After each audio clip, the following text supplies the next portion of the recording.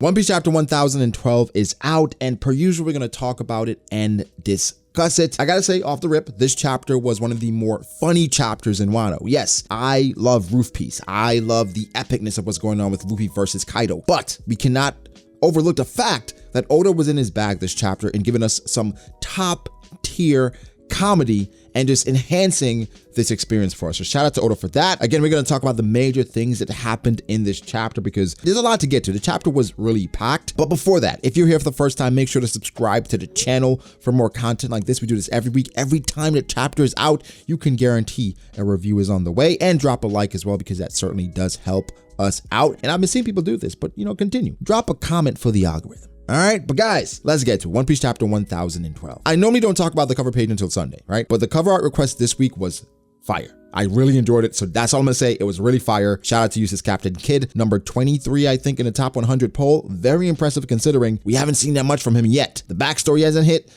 and he's 23. So Useless Captain Kid, I don't know, the trajectory is going up a little bit, right? To the chapter though, we start off with Izo and Kiku. And this moment, even though it was supposed to be a touching moment with these two talking about where Izo was and when Izo left, just having nice banter between siblings, my thought process was, okay, is Kiku gonna ask Izo, where were you? After, okay, you joined the Whitebeard Pirates, right? You were with them, Marineford War, Payback War, dissolution of the Whitebeard Pirates, or now it's no more Whitebeard Pirates. Where were you? Why didn't you come back home? I thought it was gonna go that deep, but they kept it really meek. It was just, hey, you weren't here. When you left, that's when I felt the most heartache. I get it. But something I do agree with is Kawamatsu asking Izo about what's going to happen if they do open the borders. I agree with Izo saying, no, let's talk about that after the fact, because what's the point? You could talk about it now. Oh, we're going to do this. We're going to open a theme park. We're going to, do all this. But at this point, it makes no sense talking about it. But I was really intrigued to see what Izo's going to say. Because for Izo, somebody that doesn't live in Wano, didn't live in Wano for a long time, what is the perception of Wano out there? What were you thinking?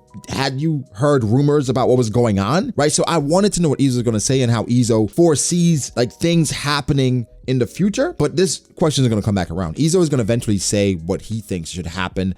But I really liked the question. It was just bad timing. And Izo is correct in that assessment. Kinemon is reiterating the things he said at the beginning of the raid, saying, hey, it's either we survive, we win, or we die, right? Destroying the ships, all that was basically Kinemon doubling down and saying, we're gonna win. We have to win. If we don't win, everything is over. It doesn't matter at that point. At this point, we still have to win, survive and advance. And he's going to protect Momosuke. We know Kinemon's relationship with Momosuke far transcends of just the scabbard and serving the son of his father, or the son of his leader, Odin. The relationship has blossomed into one that we really enjoy. For a while, we thought Kinemon was his actual father, and so it makes sense for him going directly to Momosuke to aid him. Kiku was asking Kinemon to be the one to kill Kanjuro, and initially I was like, nope, Kiku, you had your chance, nope. But redemption song, it's a moment or a time or period for Kiku to redeem herself because she dropped the ball. She did not kill Kanjuro, and because of Kanjuro, a lot of things transpired that I don't think should have happened, because he should have been dead. She's gonna get her opportunity, and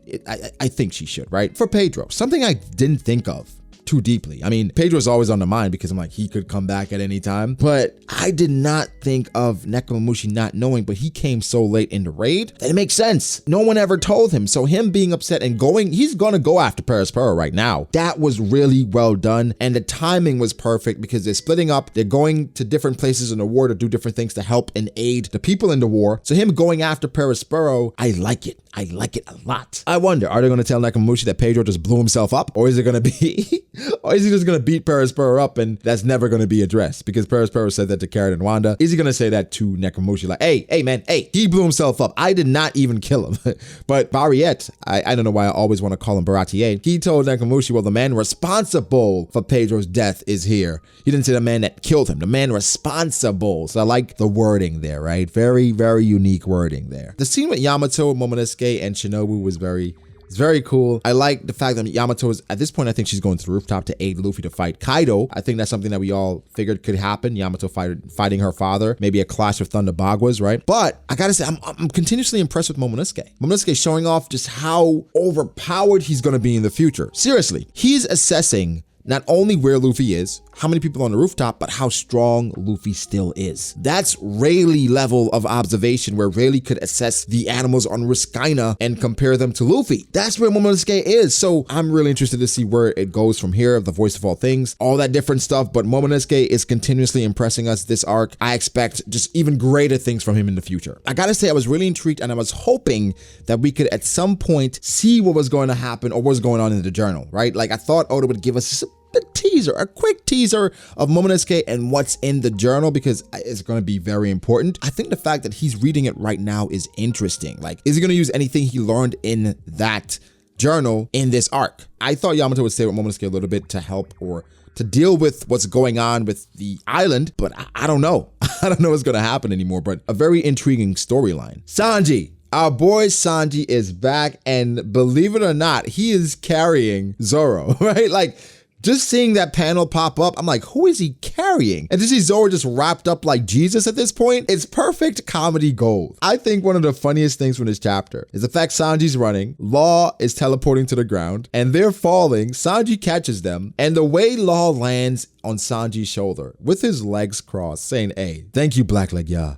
Right?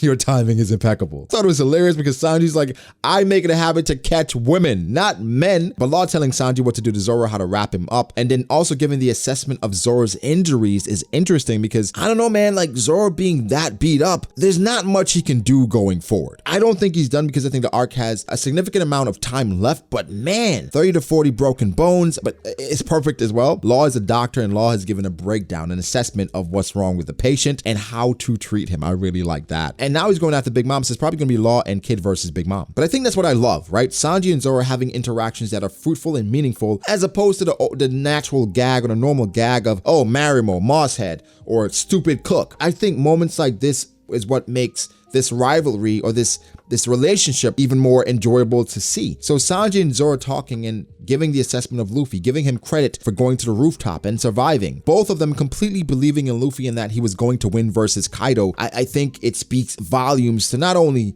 them, but to Luffy as well. Sanji meeting up with Izo and Kawamatsu works as well, because now he doesn't have to go needlessly to meet up with Momosuke, because that would be redundant. So it's like, okay, who's gonna stop him from going to Momosuke? And now we know that's the decision he made, to go to Momosuke and not the Scabbards. But things kind of worked out where the Scabbards came to him to stop him from going to Momosuke. So just ingenious, right? The Big Mom moment, I think, was handled really, really well, where Big Mom, she still has her memory, but as we expected, Ulti's attacking Big Mom because she cares about Pepe. This entire interaction is comedy gold, right? Because Big Mom took out Page 1, right? And now Nami's asking Big Mom to take out Ulti, but Big Mom's like, hold up. I'm gonna deal with her, then I'm not done with you yet. I'll deal with her, then I'm back to you, right? And Nami's like, oh, Ulti-chan, let's take out Big Mom together, okay? And Ulti's like, whatever. But after I'm done with her, I'm dealing with you, right? It's so damn good. I thought that was perfect, man. Ulti going after Kumachio and then slapping Tama, and then Nami's response. I think it's all done very well. There's no issue from my end in regards to how Big Mom is handling this current situation. Yes, she has the mothering mode, but she hasn't lost her mind. She still remembers the Straw Hats are enemies, and yes, she's gonna care for Tama, but you, Nami, Straw Hat, I'm not done with you. So more than likely what's gonna happen going forward is Nami's gonna fight Ulti. Zeus is gonna come back, and Nami's gonna fight Ulti using Zeus. Remember, Nami said earlier in the arc that she needs more firepower. The lightning needs to be a bit stronger. And Oda just came out in a recent River card saying, hey, Nami's lightning is obviously a lot stronger when she has Zeus. So very good stuff. I can't wait for next chapter, man. Entertaining chapter, very funny, so many laughs here, especially with Zoro and Sanji. Big Mom, Ulti, Nami, great stuff. Guys, give me your thoughts though. How do you feel about everything that transpired? Do you think that Big Mom was handled well this chapter? I mean, initially, with mothering mode, I didn't like it, right? Because I felt like it was going the route of nerfing Big Mom again or completely removing her as a threat. No, that's still there, right? That's still there. So now mothering mode, I'm okay with it. It's fine. It makes sense though. But how do you guys feel? Quite a few people were upset week before last when the chapter came out. We're like, oh my God, mothering mode is going to ruin everything. It hasn't ruined anything. It's actually pretty damn good. But guys, give me your thoughts. Make sure to like the video if you did. Subscribe to the channel for more content like this. Follow me on Twitter at BragoDAs. Don't forget to do that. Follow me on Instagram at BragoD.Ace. Thank you to my patrons. I appreciate you guys all so much. Guys, like, subscribe. I'll catch you in the next one. Peace.